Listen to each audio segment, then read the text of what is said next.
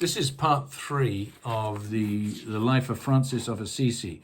We're talking now about Francis's vision of the stigmata of the crucified. It was Christmas time in 1223. Francis participated in an important ceremony, didn't he? Yes, he did. In Christmas time in 1223, Francis participated in an important ceremony when he celebrated the birth of Jesus by recreating the manger of Bethlehem at the church in Grezio, Italy. Right, in that manger. So what did this celebration demonstrate? So that the celebration demonstrated his devotion to the human Jesus, a devotion that would be rewarded in most dramatic fashion in the following year. Can I ask you about the fasting for 40 days? Could you elaborate on the fasting? Okay, so allow me to say that. So in summer of 1224. Francis went to the mountain retreat of La Verna, not far from Assisi, to celebrate the feast of Assumption of the Blessed Virgin Mary, and to prepare for Saint Michael's for fasting for 40 days. Yes. It's for 40 days, and I think everybody knows about 40 days and Lent, but let me ask you this. He always wanted to, with inverted commas, please God or make God happy. Is that right?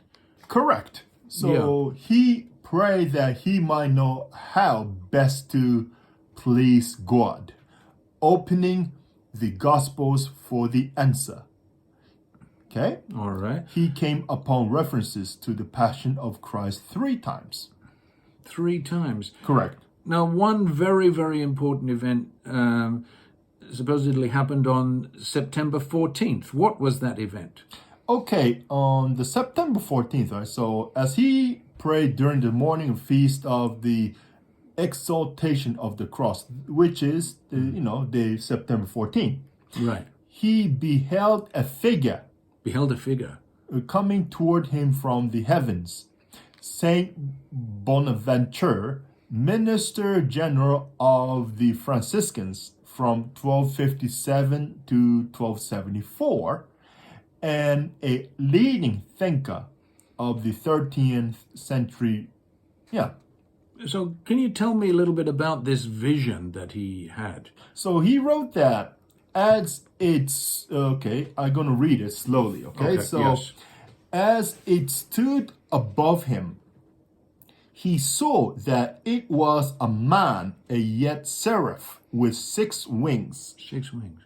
His arms were extended, and his feet conjoined, and his body was fixed to a cross.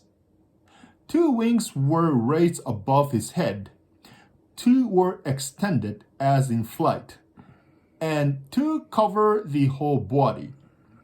The face was beautiful beyond all earthly beauty, and it smiled gently upon Francis. Conflicting emotions filled his heart, for though the vision brought great joy, the sight of the suffering and crucified figure stirred him to deepest sorrow. What do you think that this vision meant? So the vision means that he finally understood, that by God's providence, he would be able, or he would be made like the crucified Christ, not only a bodily martyrdom, but by conformity in mind and heart. Oh, I see. Now I'm getting the picture now. Yeah. Now, how did the stigmata marvelously occur? Okay, because then as the vision disappeared, it left not only a great ardor of love in inner man, but no less marvelously marked him outwardly with a stigmata of the crucified. So what you're saying, he was marked on his body with a stigmata. Correct. And how did he feel with the rest of his life? How did he feel with the stigmata on his body? So that as for the remainder of his life, Francis took the greatest care to hide the stigmata. marks resembling the wounds on the crucified body of Jesus Christ.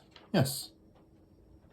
And okay, we've heard about the stigmata. Then let's go to after his death. So after his passing, what occurred next? So after Francis died, Brother Elias announced the stigmata to the order by a circular letter.